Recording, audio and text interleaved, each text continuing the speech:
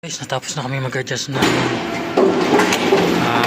dito red pot cell. So titingnan natin kung nakuha na niya lahat ng bola.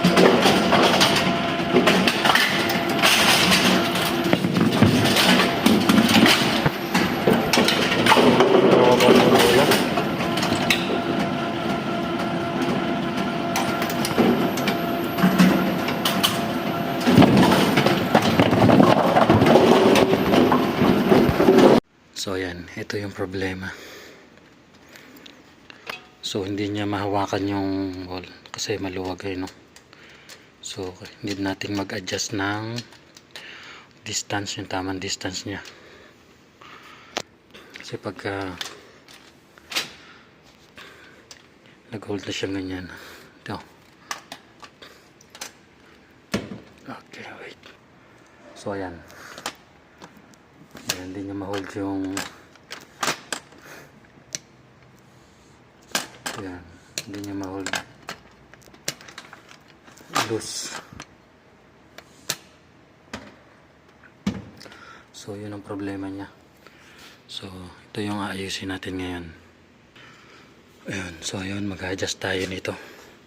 So kailangan nating mag-adjust dito. Ayan, doon. So kailangan natin dito ng tools na kung maliit lang.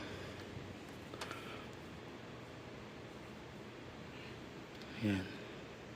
So yun guys, ginrind ko to para lumipis siya, para kasya siyang dito sa pag-adjust dito.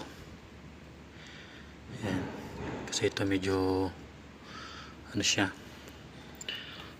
kailangan payat yung manipis yung pamihit mo para mapihit mo to. Ayan, itong bolt na to para ma-adjust to itong distance ng red pot cell.